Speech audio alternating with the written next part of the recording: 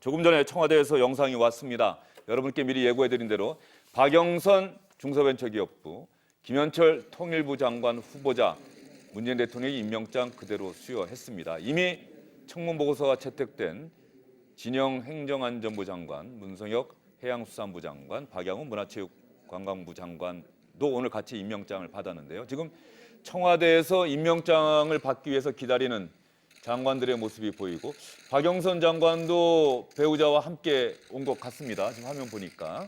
배우자가 사실 이번에 검증 과정에서 상당히 많이 거론되지 않았습니까, 윤춘호 실장님? 그렇습니다. 이제 박영선 의원이 이제 대기업들을 공격하는 동안에 저 남편은 대기업으로부터 거액의 수임료를 받고 사건을 수임했다라고 하는 그런 주장이 확인되지 않은 주장이 야당으로부터 계속 지금 제기가 되고 있는 상황이죠. 예, 현장음을 좀 키워주면서 저희가 좀 들으면서 이야기를 했으면 좋겠습니다. 김현철 통일부 장관 임명장 받았고요.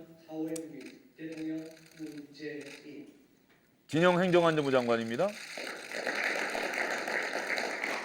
예, 문재인 대통령이 한마디씩 축하의 인사를 하는 것 같고요. 자, 말이 많았던 박영선 중소벤처기업부 장관입니다.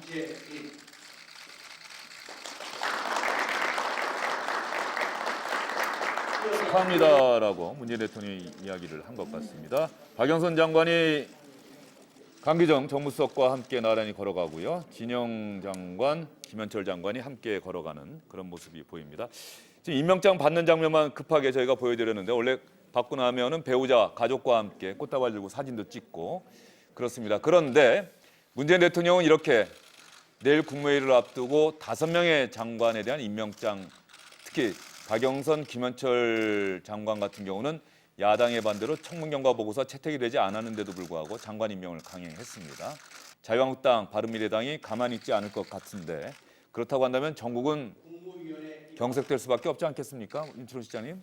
오늘이 또 4월 임시국회 시작하는 날이라고 하는데. 오늘부터 이제 4월 임시국회 시작이 돼 있고 그다음에 이제 당장에 추경안부터 시작해서 줄줄이 말 그대로 민생 관련한 법안이나 이런 것들이 이제 처리해야 되는 시즌이 된 거예요. 그런데 야당에서 절대 안 된다고 이야기했던 박영선, 김현철 두 분을 포함해가지고 모두 5명의 장관을 이제 임명을 했단 말이에요. 이러면 야당으로서도 일정 기간 저 부분은 강성 노선을 취할 수밖에 없을 겁니다. 그래서 4월 임시국회에서 국민들이 보기에 만족할 만한 그런 성과물들이 나오기가 대단히 힘든 것이 아닌가 이렇게 걱정이 됩니다. 예, 문재인 대통령이 임명을 강행한 이유, 그 자리를 비워둘 수 없었을까요?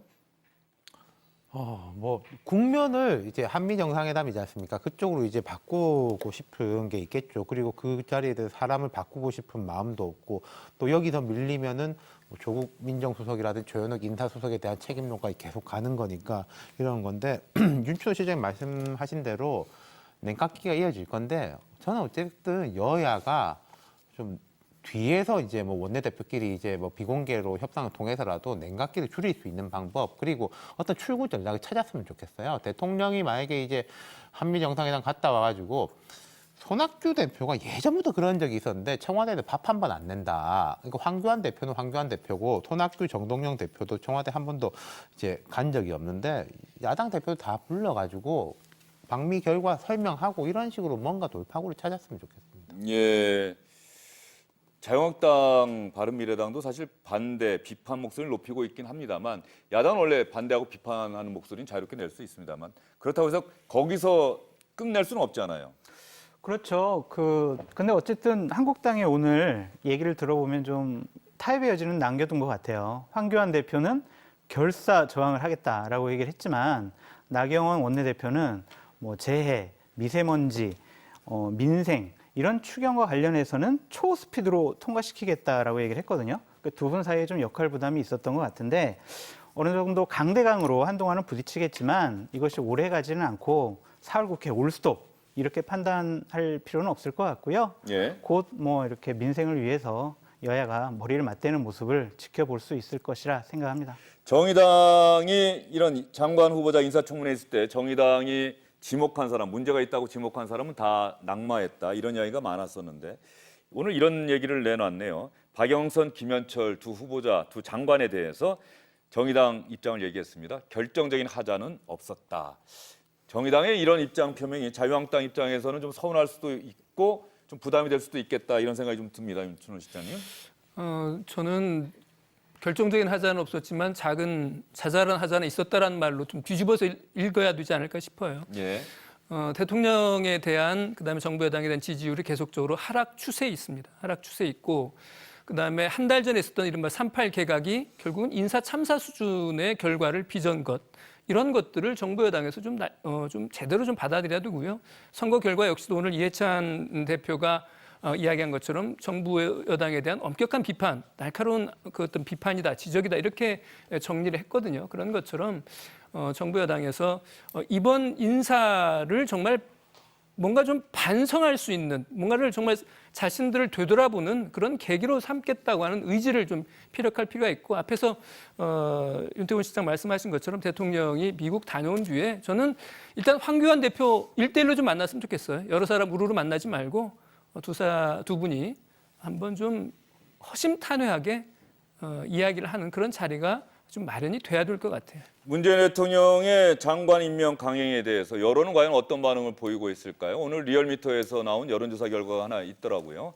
여러분께 보여드리겠습니다. 45.8 찬성, 43.3 반대. 오차범위 이내입니다. 거의 비슷하다고 봐야 되는데 어쨌든 2.5%포인트 찬성 여론이 많은데요. 그런데 시청자 여러분 잘 보십시오. 이 여론조사 결과와 관련해서 이 트집 잡으려고 하는 게 아니라 말이죠.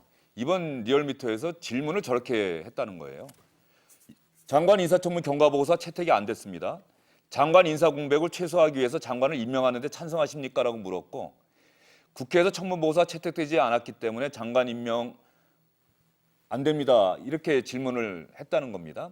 저 질문에 따라서 사실은 여론조사 결과가 달라질 수도 있는 것 아닙니까? 그렇죠. 저 질문 자체가 사실관계하고 틀렸다라고 말할 수는 없는데 이거 전체적으로 이게 사건의 본질을 찌르는 질문인지는 조금 뭐 의문의 여지가 있을 수 있고 저럴 바야 차라리 찬성하십니까 반대하십니까만 묻는 게 어땠을까 싶어요. 전제 그렇죠. 조건 없이. 예. 장관 인사청문 경과보고서가 채택되지 않았습니다. 여러분은 당신은 그래도 장관 임명하는데 찬성하십니까? 장관 임명에 반대하십니까? 이렇게 물어봤다고 한다면 그 여론조사 결과는 보다도 공정하게 받아들이지 않았을까 하는 생각이 드는데 저 결과랑 뭐 얼마나 많이 달라질지는 저희가 뭐 미리 예단해서 말씀드리기 어려운 상황입니다만. 어쨌든 저 질문 자체는 제가 아는 상식을 보면 여론조사에서는 가장 피해야 될 응답자에게 특정한 인상을 미리 심어주고 그에 대한 찬반을 묻는 그런 걸로 비춰질 수 있는 설문이에요. 뭔가 문제가 있다라고 하는 의견이 저는 많을 것 같습니다. 예, 리얼미터 측의 이야기도 좀 들어보도록 하겠습니다. 다음에 여러분께 말씀을 꼭 드리도록 할게요. 정치권 소식은 오늘 여기서 마무리하겠습니다. 세 분 오늘 뜨거운 토론 잘 들었습니다. 오늘 여러분의 이야기에 대해서 시청자분들의 반응이 상당히 많이 나올 것 같다는 생각이 듭니다. 수고 많으셨습니다.